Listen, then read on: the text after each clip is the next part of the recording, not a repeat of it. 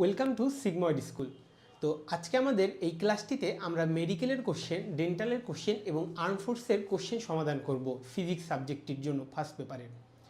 তো আজকের এই ক্লাসটিতে 18 সাল পর্যন্ত সবগুলো কোশ্চেন কভার করা হবে এবং আমি বলতে চাই আমাদের ফার্স্ট পেপারের উপরে দুইটা ভিডিও, একটা ভিডিও 2018 সাল পর্যন্ত আর একটা ভিডিও একদম লেটেস্ট সাল পর্যন্ত, দুইটা ভিডিও কোশ্চেনের সলভের উপরে দেওয়া হবে এবং এই দুইটা ভিডিও কমপ্লিট করলে ফিজিক্স ফার্স্ট পেপারের জন্য আমি বলবো 85% প্রিপারেশন তোমার হয়ে যাবে।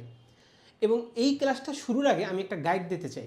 মেডিকেলের কোশ্চেন সলভ করার জন্য সবাই বলবে তুমি যখন ভার্সিটিতে প্রিপারেশন নিবা বা মেডিকেলের প্রিপারেশন নিবা বা ইঞ্জিনিয়ারিং প্রিপারেশন নিবা, কোশ্চেন ব্যাংক সলভের কথা বলবে না এমন কোনো কেউ বা কাউকে পাওয়া যাবে না। তো কোশ্চেন পেপার আসলে সলভ করা মানে কোশ্চেনটা ধরে উত্তর বোঝা বা এত ওইটা হবে এটা মুখস্থ করে রাখা, এটা না। কোশ্চেনের মেডিকেলের জন্য স্পেশালি কোশ্চেন সলভ করার একটা প্যাটার্ন আছে। প্যাটার্নটা হলো আমাদের যখন আমরা কোশ্চেনগুলো সলভ করব তখন আমরা এই রিলেটেড আরও কী কী ইনফরমেশন থাকতে পারে বা এই রিলেটেড আমাদের বইয়ের কোন জায়গাটা পড়া উচিত এইটা বোঝা।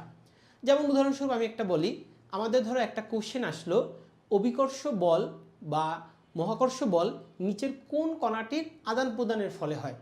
এখন উত্তরটা দেখে ধরো সাপোজ তুমি এটা পারো না, উত্তরটা দেখে তুমি বুঝলা যে গ্রাভিটন বা অমুক একটা কণার জন্য এই অভিকর্ষ বলে আদান প্রদান হয়। তাহলে এই উত্তরটা শেখাই কি তোমার এই কোশ্চেন ব্যাংক সলভ করার মানে মেইন উদ্দেশ্য ছিল? না। কোশ্চেন ব্যাংক সলভ করার সবচেয়ে প্রধান যে উদ্দেশ্য সেইটা হলো এই ধরো উত্তরটা তুমি জানলা, এরপর তুমি বইয়ের কোথায় এই জিনিসটা আছে বা কোন ছকটার মধ্যে এই জিনিসটা আছে ওই ছকটার বাকি ইনফরমেশনগুলো তুমি নোট ডাউন করে ফেলবা। তো এইরকম যদি করতে পারো তাহলে তুমি বুঝবা যে প্রায়োরিটি লিস্ট কোনটা আমার বেশি। এই প্রায়োরিটি লিস্টেই তোমার সাহায্য করবে মেডিকেলে কম প্রিপারেশন নিয়ে এক্সট্রা নাম্বার পাওয়ার। এই প্রিপারেশনটাকে কম বলতেছি কেন, অনেক স্টুডেন্ট দেখা যায় যে গণহারে বই দাগায় দাগায় প্রত্যেকটা লাইন দাগায় দাগায় পড়ে, বাট আউটকাম কি হয়, সে পরীক্ষার হলে যে এত ইনফরমেশন নিয়ে যায় যে মানে যে কোশ্চেনটা আসবে ওইটারই হয়তো সেই ইনফরমেশনটা রাখে না।